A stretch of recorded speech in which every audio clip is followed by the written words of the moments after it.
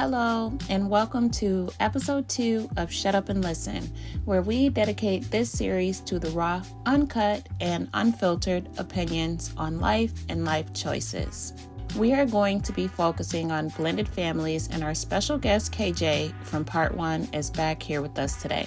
KJ, let's talk about blended families. What do you think of blended families in today's society? Well, the ironic part is, or the irony of it is, I actually come from a blended family where even starting at my grandparents' level, it was blended where my grandmother and grandfather were married, but then they divorced. And my grandmother never got remarried, but my grandfather did. And then, even in their situations, my grandfather had an older daughter prior to my mom and her siblings being born. So I come from that. So to me, blended families, especially in this society, are just something that is. I don't think it's anything that we're ever going to get away from at this point. I think that is just what our society is, a bunch of blended families, if you really think about it. So you do know that there are many women and men out there that refuse to date anyone with children. So what do you have to say to people that are interested in someone that potentially has a child or a child on the way, since that does happen? What is your take on that, and how can they make it work? Okay, first and foremost, I'm going to say, stick with your morals and your standards and your values. If you say you don't want somebody with kids, then you stick with that. And you don't date anybody or get anybody with kids. But if you believe it's something that you can do, then just know that when it comes to a woman or a man having a kid prior to you, that's a package deal. So you have to know that when you get that person, you're getting that kid right alongside. To be honest, I think it's skeptical if you get with the person and they have kids and they're not really taking care of that kid, because you have to think, if we have kids, well, are you not going to take care of our kid? So, I say take it one day at a time, take it a week at a time. Don't be so quick to try to force a relationship onto the child or force this relationship to work, especially depending on the child and the age. Do it at the comfortability of the child, of the situation. But all in all, just remember that's a package deal. So you can never try to separate the two. Never try to do anything to affect that relationship of the two, because in that case, you're now causing harm to a child, because a child needs both parents, and you trying to cause damage into their relationship with either their mother or their father is not what any child needs. So if you can't take a back seat, then I suggest you don't even get in the car. Okay, that all sounds good. Now, I'm not sure how familiar you are with LaTruth, but according to his social media, he got into it with his wife about adopting her children.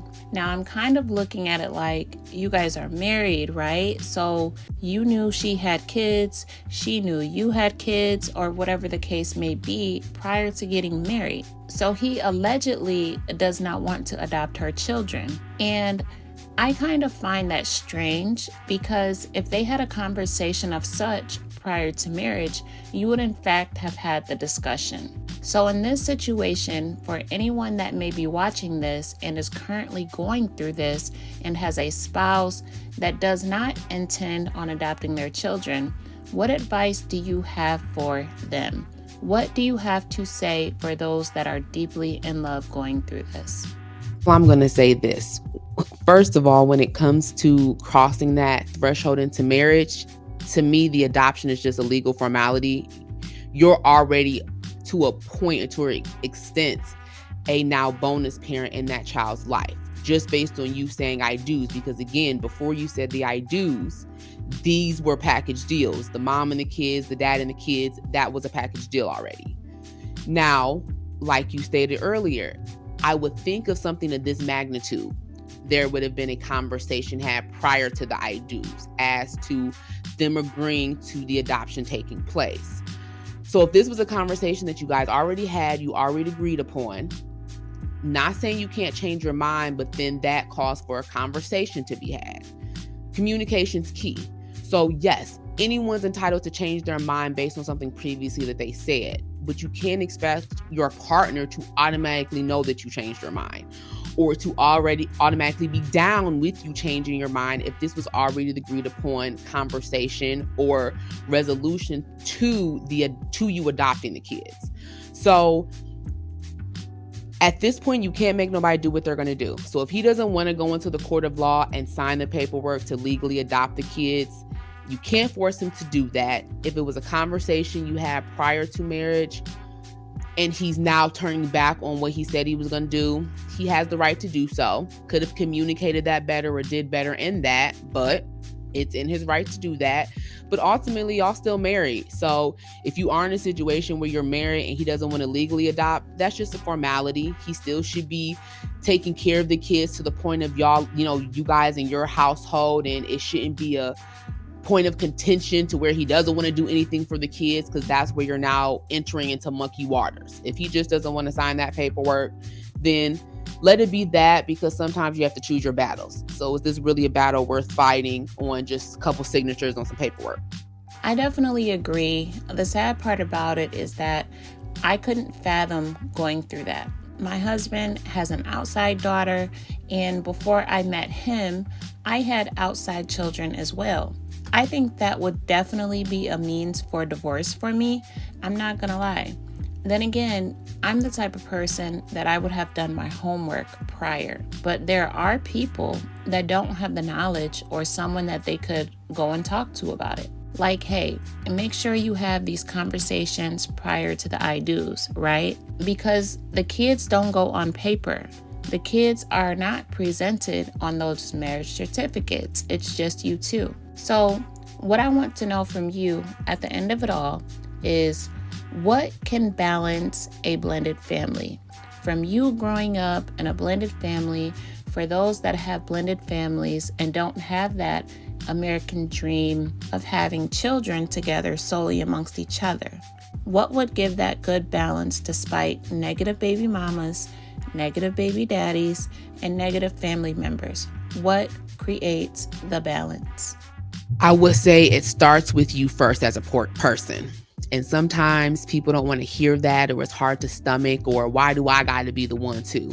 Well, sometimes it takes just that one adult in the situation to be the bigger person and not to be the dramatic causing one, or the one to always bring the issues and the problems. So first, start with you. Make sure you're the one that is not bringing any toxic or negative drama. Make sure that you're being honest with everyone. You're keeping it, real in the matter, in the situation, but you're not bringing any unnecessary.